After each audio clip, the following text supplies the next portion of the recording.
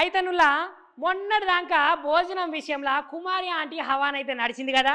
ఇక కుమారి ఆంటీ అయితే భోజనం పెట్టుకుంటేనే చాలా ఫేమస్ అయిందని చెప్పాలి. ఎందుకంటే ఆంటీ భోజనం గంతగనం కమ్మగుంటుందని జనాలందరూ వచ్చి మస్తుగా తిన్నారు కదా. కాకపోతే ఇప్పుడు ఇక్కడ ఒక అక్క ఇట్లా అంటుంది, కుమార్ ఆంటీకి ఒక న్యాయం మాకొక న్యాయం అవులా అని పోలీసులను అడగబట్టే. మరి ఆ అక్కకి ఏం న్యాయం చేయాలి, మరి ఆ అక్కకి ఏం అన్యాయం జరిగిందో ఒక్కసారి మీరే చూడుర్రి.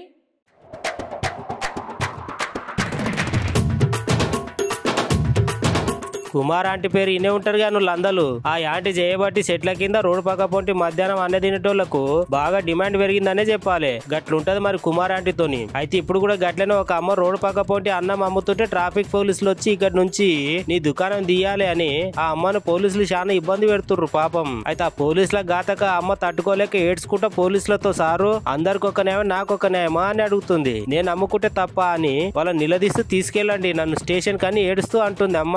అయినా పోలీసార్లు పాపం జీవనోపాధి లేకనే కదా ఇట్లా రోడ్ల మీద అన్నం అమ్ముకుంటా బతుకుతాంది. పాపం గామెనే దొరికిందా మీకు జాగా ఖాళీ చేపించేందుకు అని వీడియో చేసిన జనాలు అనబట్టిర్రు.